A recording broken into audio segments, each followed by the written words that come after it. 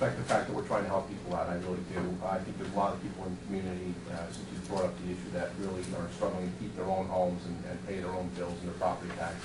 And this, at the end of the day, that's what this all is. This all comes from property taxes and other taxes and levy against people who are working very hard to keep themselves in their own homes. Myself, for example, my mother-in-law lives with us. We don't take any money from her. She's lived with us for now 5 years. She'll live with us for the rest of her natural life, and we're happy to have her. So there's that element also. I guess on this, I'm curious about this weaning people off the plan idea. What has been the success rate of that versus how many people get back on the plan? Because I think ultimately, in an ideal situation, ideally what we should be working for is reducing the overall number by any means possible, certainly for the lower income people. Not so much by just taking the money away. I don't think that's, that would be cruel to say the least, but to provide other economic opportunities in the community, better jobs and that sort of thing, so people don't have to get assistance. That really should be the overall goal. Well, the FSS contract runs from 5 to 7 years, and they can extend it to 10 years. A lot of times, people have had experienced problems. We had a school that went bankrupt. 10, 15 years, and you know that it probably takes that long sometimes to get yourself, pull your bootstraps up and get out. Sally could probably give you more of the statistics of the graduates of the program. I mean, as someone who's, I'm proud to say, pulled myself up by my bootstraps 10 years ago, and have been, more or less successful in life. I know what that's like. I know that I didn't do it with any public assistance, and it was difficult. But I think we've got to. If I was going to do public assistance. Well, it is. It is. No, it's not. What's the difference? Welfare and public assistance. It's a subsidy. It's a subsidy. It's a subsidy. It's a federal subsidy for rent only. I understand rent that. only. I understand that. Welfare. Again, I'm not. Ask me a question. Let me just clarify. I'm not disputing the fact that some of the seniors and so forth need help. Again, I'm not cold-hearted. I recognize there's certain situations that people are in that there's no alternative. But I feel the same for working families too. Well, I mean, I would like to see part of this. If you have this program to wean people off the system, I'd like to see that maybe spelled out in this a little more, and put together a projection for the next 5 years how we can do that. This year we're going to target 15 families. Next year we're going to target 30 families. But you can't say that, John. Well, I'm saying but you set a. I understand, but you set a goal. I just wanted to ask, since Mr. Roberts, you were saying the self-sufficiency program is regulated by DC. It's regulated by the U.S. Funded Department by the the So U.S. is that Department. something that we could do together to get more funding for the self-sufficiency program? Is that something that we should start doing, increasing? Well, we're always advocating In for these more times, money. that would be pretty The thing is that you For can't apply. self-sufficiency particularly. They come out with a NOFA when the notice of funding is available. Okay, that's up to the federal government to put that out there. You just can't write and say. Well, we're always advocating. I know what you're talking about. We belong to NARO and NISARO, and we're always advocating for more dollars. What we're fighting now is to fight cuts. Forget about getting more dollars. We're fighting for cuts. Okay. Let me just say a couple things and I'll get out of here. And I mean, it's just the climate that we're in. Washington is looking to cut back.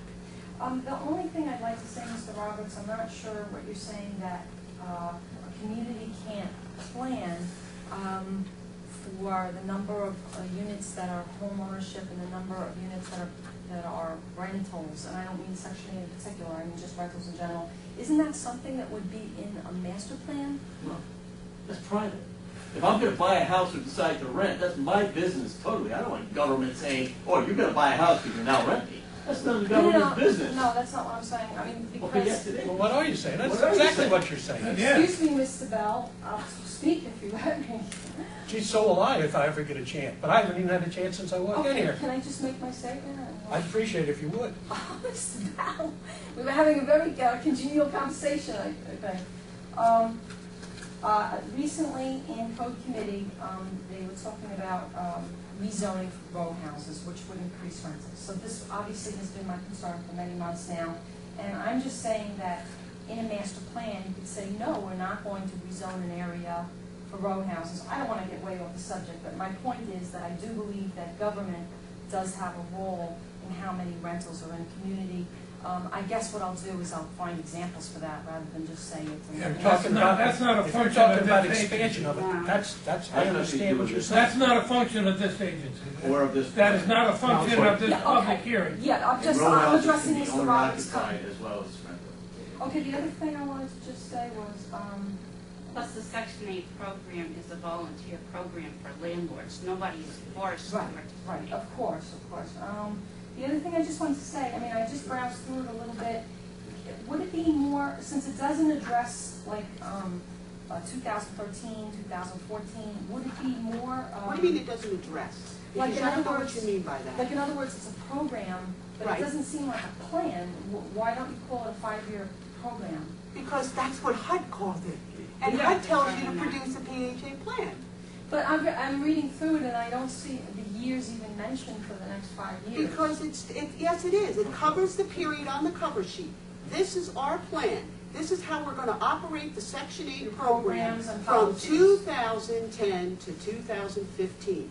That's what they require us to do. They want to know, how are you operating your program? What's your plan for operating your program?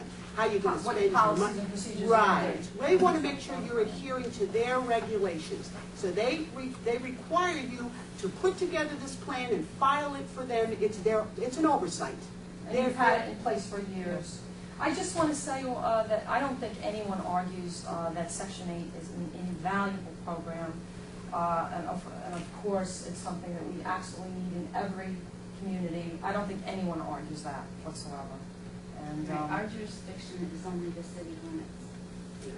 thank goodness. Middletown, who has Section 8, administers Orange County. They can go anywhere in Orange County. They can even come into Port Jervis because we're part of Orange County.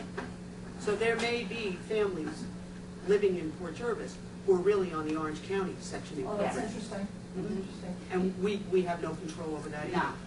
So there may Because be you a can't- larger number than the 220 odd cited. Well, No, there- that's our program. That's I'm our not saying program. there may be, in the overall community, there may be a larger Yes. number. There could be. Any idea how much larger that could be? I have no idea. No.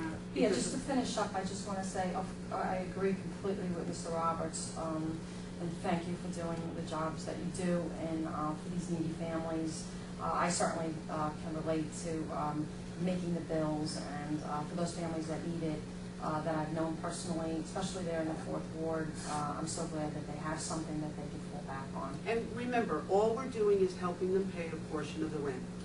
We're not, we're not No. giving them cash, we're not giving them food stamps. I'm not saying those aren't good programs too, because there are times where people even on unemployment will need food stamps and various services. But that's a different agency. But that's a different agency, that's Department of Social Services, and over the years, everybody sitting here, especially my board, will know that this program has often been confused with the Department of Social Services. You And probably being- get a lot of calls. Yes, Right, and it's not. It's not. Okay, thank you. The money goes directly to the landlords, the tenants don't even see it.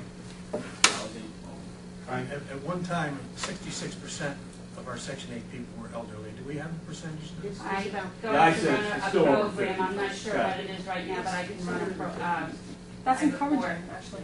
because Yeah. now what we That's do why is I break- wanted that to be brought out, Yeah. because I think that's Yeah, important. I asked that Yeah, earlier. because now what we do is we break down not only seniors, but those that are disabled, that may not Well, have that- any seniors. they would be And the that's same. even in a separate category. So I would say between 50 You got a lot of and 60%. single mothers, huh? Between 50 and 60.